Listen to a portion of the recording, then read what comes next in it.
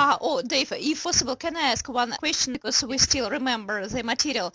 You know, when we had a talk to Anna, there was interesting phrase to celebrate festivals. Yes, you said, can we say to celebrate holidays? So it's not a good variant. Oh, I think holiday weekend. Holiday weekend, maybe. Holiday doesn't mean weekend and it doesn't mean festival. Well, it can do sometimes. Really, a holiday is usually used when you go on holiday. So you go abroad or it's during your time off. But we also talk about the school holidays. And so holidays also means your time off from work or your time off from school. But it doesn't really mean a festival like Christmas or New Year or Easter. All of these times of the year I would call festivals. Clear. Thank you very much.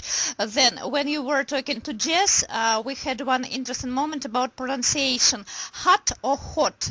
What's the correct variant? What is the British hot?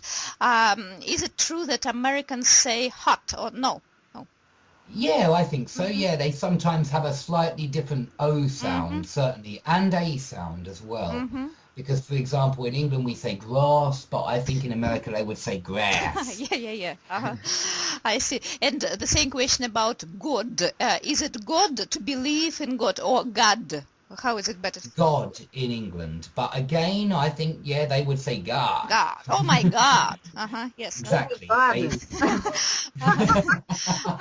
Dave, can you repeat, please? God. Yes, it's or. God. I'm good. Oh, my God. Oh my God. Dave, our article, do we need a definite article? The God, I believe in the God, or no? No, I believe in God. Clear. If you use a definite article, it sounds like you're referring to one particular God. Perhaps one of the Hindu gods or one of... if you just say, I believe in God, then it sounds much more Christian. Yeah, and one more question, Tatiana. She mentioned old woman. This film is not about old woman, but anyway, how is it better to say in English if it is an old lady? We cannot say that she is a grandmother, because grandmother, it's just within one family, yeah? Yeah, she might not be a grandmother. She might not have any children. Yeah, so we should say old lady, nothing else. No others here, yes? Yeah, old lady, old woman, pensioner. Pensioner, oh, you've got this word, pensioner. Pensioner, yeah, pensioner, someone on a pension. I thought that it's a purely Russian word. I see. No, we can say pensioner. We often say OAP, which means old age pensioner. Old age pensioner. Oh, I see. And then one more word, but it's just association. A homeless person. Do you have special abbreviation for this word, a homeless person? We don't have an abbreviation. We say a tramp. Tramp. Tramp. Clear. In America, they say a bum very often, which in England means bottom. Oh, yeah, a little bit abusive. Yeah, I mean, I think that the word tramp is very negative as well. It's not usually positive. Yeah. A beggar is the person who asks for money. Yes, it's a little... Exactly, yeah. I see. That's it. No more questions. I just want to inform all of us. Yes, Anna, Tatiana, Jess, if you accumulate some questions, you can also fix them down and ask them. Yeah. Yeah, with pleasure. Yeah. Dave, and you promised to give your opinion about Pretty Woman. What's the problem with the Pretty Woman? What's my problem with Pretty Woman? I don't like it because for me it's like so many American films which seem to suggest that happiness lies in a credit card. Happiness is about marrying someone rich, you know, and if you don't marry someone rich, you're unhappy. I only mean it because this woman is unhappy until she meets someone unbelievably rich, and it's only because she meets someone unbelievably rich that she becomes happy. That's the impression that I got from the film. I mean, look at all the times when she has fun. It's when she is at places which are full of unbelievably rich people, like at the horse racing or at the these kind of events where you need a lot of money and extremely expensive clothes just to go. And the only time, in order to make her happy, Richard Gere gives her a credit card and she goes shopping. That's how you make a woman happy. You buy them presents. You don't have to do anything else. Just give them money and they will be happy. Yeah, absolutely. Satisfied. Thanks a lot. Yeah, Dave, can I ask several short questions about recent themes? Uh-huh. When Jess said, what is better say, to see the film or to watch the film, is there any difference? Watch the film is much better, but you will often hear English people say, have you seen Titanic? Have you seen this film? Have you seen that film? But watch is better. Mm-hmm. It's more global, yeah? Mm-hmm. Yeah, I would say that it's more correct even, but at the same time, you know, native speakers use this expression all the time, see, with films. But with TV, it's always watch. So I would err on the side of caution. I would be careful and just try and use watch as often as possible. Clear. Also, yeah. I'm sorry. What about the word movie? Is it used? Not in England so often. In England, we say film. In America, they say movie. Yeah. Dave, secret, enigma, mystery, is there any difference, especially in the context with which Jess meant when he spoke about secrets of death, secrets of love? Can we say enigma of death or no? Yeah, absolutely. But enigma sounds like some kind of problem which is difficult to solve or impossible to solve. An enigma. Mystery is just something not dark and supernatural, yes? Maybe, yeah, maybe. Or perhaps, I mean, lots of things could be mysterious. Anything, yeah, which defies rational explanation is a mystery. Motherland or fatherland, what is the correct thing? Well, we don't usually say either of those words. Because I have to admit that even listening to people say it reminds me of school and learning about Nazi Germany. It really does. Because I don't think you will ever hear an English person refer to England as their motherland or their fatherland. They will probably call it their native land, if anything. I think people are perhaps not so in love with their country in this country. Not so many patriots. There are some, but I don't think there are many. So patriotism is not fashionable, yeah?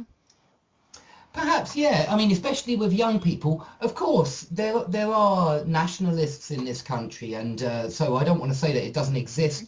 But I think that over time, especially thanks to the liberal media, over time, patriotism has become even suspicious, almost like you're becoming a nationalist if you love your country. Do you understand what I mean? I think it's thanks to the liberal media. I really do. We understand. We have similar. You might guess that I don't like the liberal media from that expression, but I don't think of myself as a patriot either, for that matter. It's a rare case, yes, for our times. And you know, it's an interesting theme because globalism is coming. We have the same situation about it. Yeah. I don't like globalism either. I would much rather that there were different countries and different languages. Different cultures. And different people. Yeah, different cultures. I don't like the idea of there being just one language, for example. I think that would be terrible. Exactly, because it means the same culture and, yes, no diversity. Yeah. Dave, big list or long list? A long list sounds better. But again, you will hear native speakers say big list. It doesn't collocate too badly. Clear. And two more short questions. Madonna in Anna's story. How is it better to say for a regisseur, film producer or film director? I thought that regisseur was producer, but I'm not certain because I'm not very good with... I'm not even certain. What is the difference between a producer and a director? Producer is something about financing, it seems to me. A director, it's just about the idea. It sounds like you know those words better than me. Yes, and Dave, Tatiana, yeah? Yeah, the director is the man who can make films. makes I it. see. So they're the person who actually directs the actors into different And positions. producer, it's a man for production. For production, who sponsors probably. Yeah.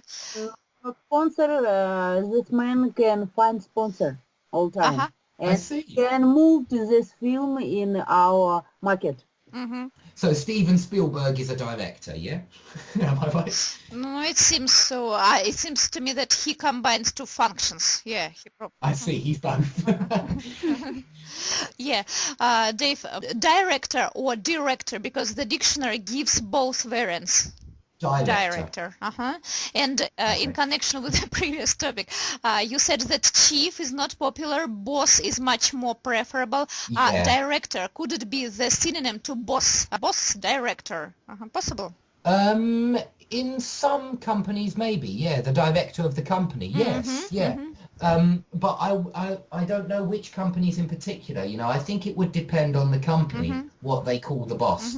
Boss is an excellent word because it is, it works everywhere. It means the man in charge. Universal word, excellent. Because here in Russia, director is the leader, of. Yeah, I know you use director instead of headmaster and headmistress at schools, school. yeah.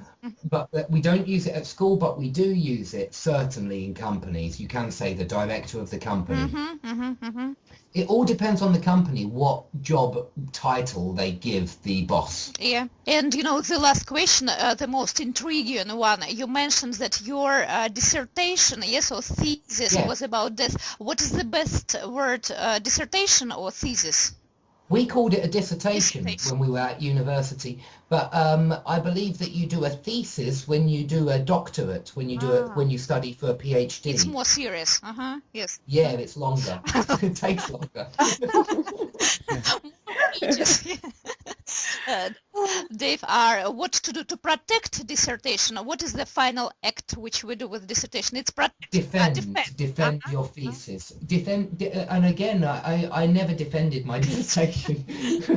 You defend your thesis. It's something you do when you're studying for a PhD. What do we do with dissertation? We just write it and give it in and hope for a good one. To write it. You mean that not no public speech? No, we didn't. I never had any kind of oral exam. I mean, we would call it an oral exam. And okay, for languages at school, you certainly have an oral exam, and of course, it's important that they mark your speaking skills. But when I was studying at university, I never had any oral exams for philosophy or for literature. Yeah, clear. Yeah. It was all coursework. All of it was dissertations and essays. Excellent. So that's it. That's all my questions. Does anybody have any other questions? Yes, Anya? Tatiana? No, I don't have.